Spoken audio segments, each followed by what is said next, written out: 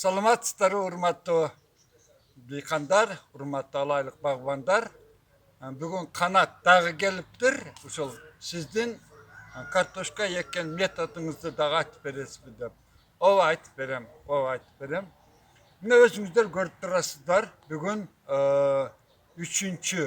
4 майбы бүгүн?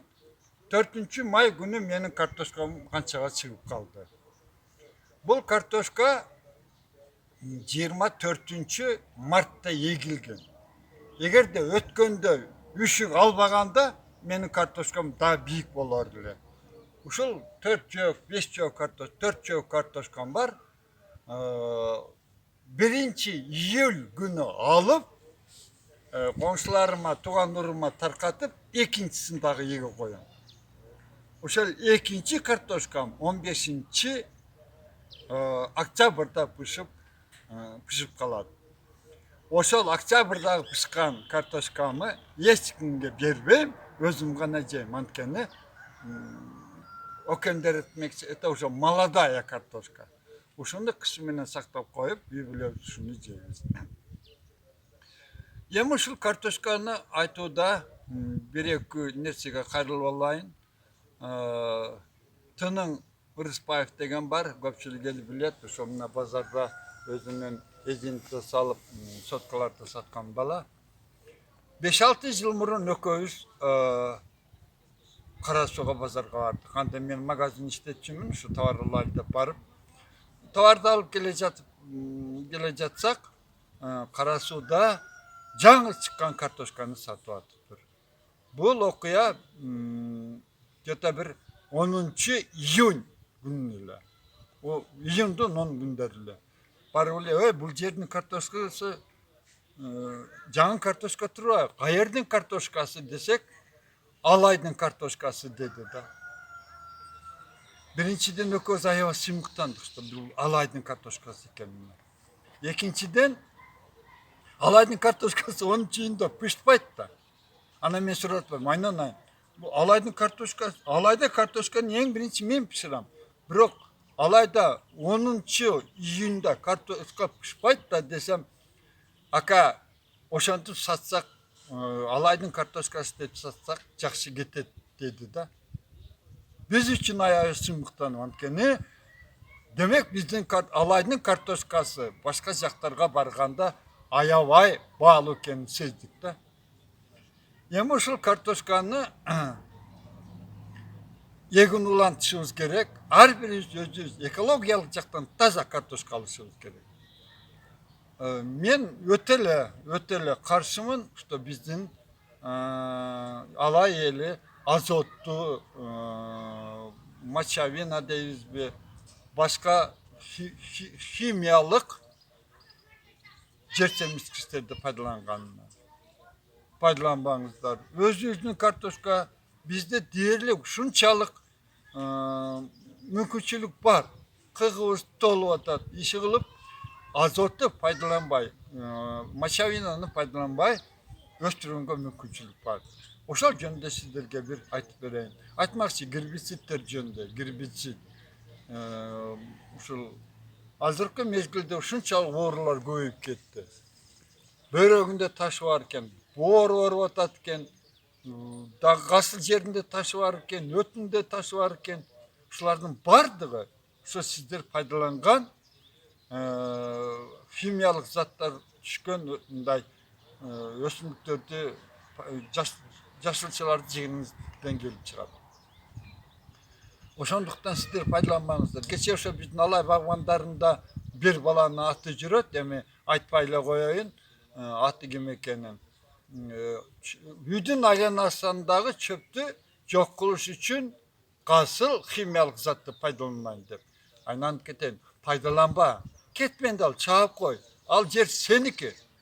Сен азотту бер, башканы бер, балдарыңа эмне касыл жерде калтырасың. Муну крик души деп түшүнгүлөчү. Пайдаланбагыла. Бул жер сеники. Эртең сенин балаң пайдалансын, неберең, чеберең пайдалансын. Азыр эле ушу азотко толтуруп коюп, ал азотту пайдалангандан кийин ал жериң наркоман болуп калат. Жылдан жылга коюшка туура келет дагы. Бооруңа Jana men aytkan densolukka ziyanlı taşlardı payda kılası. Yok, paydalanbagılar. Daha bir kırık dışı şu yerden aytып olayın. Былтыркы жылы дарыбыз арзан болду. Алып жеп аттык. Балдардын бардыгын ичип өттү. Даже Кыргызстан өздері официально açtı. Darvızды ошо Тажикстандан киргизген дарвыздарды жегендиктен балдардын ич өткүсү болуп атат. Мен таң калам, Кыргызстан ошол жерде турган Тажикстандан киргизген ол жерде атайын адамдар бардыр. Не знаю, биздин мамлекет барбы? Ошолорду киргизбей койсо болбойбу? Эмне себептен ошо балдарыбыз ошол дарвыздарды жеп иштери өтүп атат. Ошондуктан ушу дагы кайталайм, бул крик души деп кабыл алыңыздар. Айтмакчы. Ошол дарбыздарды алып келген, саткан балдарды карап көрсөм, намаз окуган жашынакай эле балдар. Айнанып кетейин деп, ар бир адам өзүнүн кылган ишинен кандайдыр бир сооп иш. Эми туура, ошол дарбызды өспөгөн дарбызды алып келип бизге сатып атканы бул сооп иш. Мен ага каршы боло албайм. Бирок сен таза дарбыз алып келип сатчы. Sen alып келип саткан дарбызды жеп, анан балдардын ичи өтүп ооруп атса ошол жакшыбы? Ошондуктан намаз окуган балдар, жакшынакай балдарыбыз дарбыздарды сатып жүрүшөт. Ошолордон суранайын. Дарбыздын кандай экенин, коондун кандай экенин билип туруп алып келип сатыңыздар. Бул суран сиздерден. Ой, bir oyunda bir ушундай bir көйгөйлүү маселени айтып алдым. Кыйла бошоп калдым окшойт. Мынеке, көрдүңүздөр, ушинтип мен картошканы эгип койдум. Жашынакай өсүп турат. Мынеке. Эми мен картошканы кандай эгем? Ушул жөнүндө сиздерге бир экөө сөз айтып берейин. Келиңиздер. Мен картошканы кандай эгем? Эми сиздер көрүңүздөр. Балким силерге бул метод жагабы жакпайбы билбейм. Мынандай картошканы алам. Мындай кылып алам. Мына көздөрүнө тийбейсиз.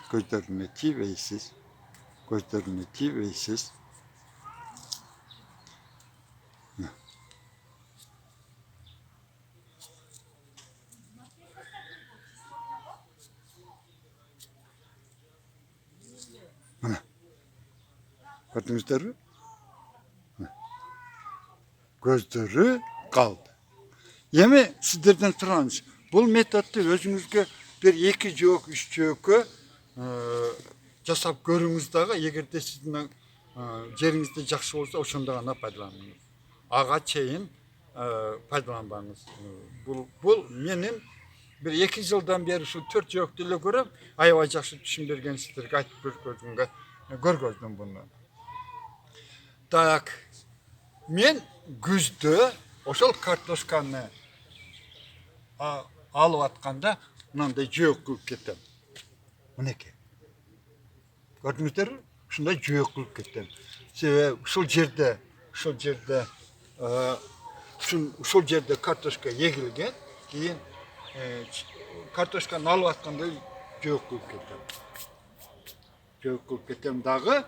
Кийин бүткөндөн кийин күздө мынабул жерге өзүмүн күйгөн кыгыман өткөндө мен сиздерге биогумусту көрсөттүм. Ошодон тооктуктун кыгынан аралаштырып таштайм. Ушул жерге.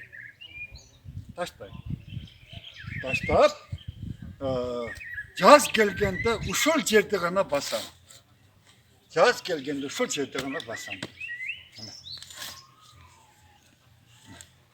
Ушул жерде гана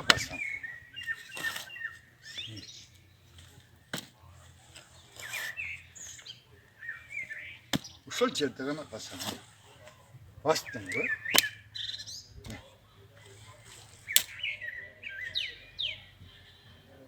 Yemi yekkende kандай yegen. Alasız, uşul yok, bu жерде баспайсыз, yok, ничнеле киресиз. Мына, егесиз. Santimetr 20 santimetr. Dağı egesiz. 20 santimetr. Dağı egesiz. 20 santimetr. Gördünüzler mi? Erten kartoşka çıkkanda akırın iki şetine çağıp geliyoruz. Çağıp geliyoruz. Nasıl kartoşkanız? Былтыркы дем алган, su içken жерге егілді. То есть жылдалегі ушул биздин алайда şu birlik yok kılalı ушул жерге görüyoruz bu. Bu жерде кичине жер алмашты. Азыр мен сиздерге 20 сантиметр ектим. Бұл картошка шашылбай чыксын депчи. Эгерде siz tez çıgaram deseniz azıraак элеңиз. 10 santimetr, 5-7 santimetr kılıp koyup kartoşkanız tezliğe çıkar. Demek sizin kartoşkanız öte erte pişat. Yeme urmattu dehqanдар, bag'bonlar kartoşka ekinchi nan deb aytiladi. Özüңүздөр көрүп турасыздар, бардык продукциялар тамак жасаганда эсептелүү гана тамакка картошка кошулбаса, бардык эмелерге картошка кошулат тамактарга. Ошондуктан сиз экологиялык жактан таза, эч химикаты жок картошка эккенге аракеттениңиз. Анткени мындай байкап, өзүңүздөр деле байкап жүрөсүздөр. Эгерде айрыкча жаш балдар картошканы аябай жакшы көрөт. Аябай картошканы көп пайдаланышат. Ошондуктан таза картошка алыңыз. Мынакей мен жакшынакай кылып сиздерге өзүм картошкамды кантип эккенди сиздерге көрсөттүм. Эгерде сиз мен айткандай кылып, жанагындай кылып жерди жакшынакай кылып, мендей кылып жазгамал обработка кылып, бул жагына тийбей коюп, анан ушул жерди эми бул жерге өтө эле көп эменин кереги жок. Эгерде мүмкүнчүлүк болсо, мында сиздерге точно информация берейин. 50% күйгөн кык болсун. 50%. 25% күл болсун. Кадимки органический күл.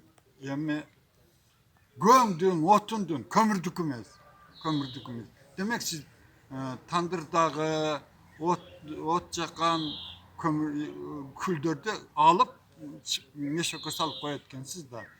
Ошонун 25% и 25% жанагы мен айткан биогумус же болбосо чөптүн чириндиси. Ошолорду салыптырып, ошолорду аралаштырып, мына жерге мындай 20 сантиметр төгүп чыксаңыздар, кышы менен жатсын, анткени анын составындагы курт кумурска өлөт, баягы сууктан, анан жазгамал басып өтүп жейсиз. Ошондо аябай таза экологик жактан жакшынакай картошка аласыз. Эми бул методдун жаман жагы касыл. Ошол бош турган жериңизге эле чөп чыгып кетет. Болгон эле ошол. Ошол чөптү өзүңүз жулуп коесуз. Айтмакчы, кээ бир адамдар ушул мындай эккенде айтышат да, ушундай дары пайдаланайын, сабыз эккенде, пияз эккенде, жана башка нерселерди эккенде атайын дарысы барбы дейт. Ооба, дарысы бар. Мен сиздерге аябай күчтүү дарысын айтам. Ушул чөптөрдү жок кылган дарысынын эң күчтүүсү сизсиз. Сиз гана отоп коясыз, болду. Берки химикаттарды чачып, уландырыштын кажаты жок. Çöpтерди жок кылуунун эң күчтүү дарысы сиз. Өзүңүз гана отоп коюңуз. Макулбу? Канат мына бүгүнкү негизинен бүгүнкү айта турганды айттык. Эми дагы бир жаңы метод бар, ошого өтөлү. Макулбу?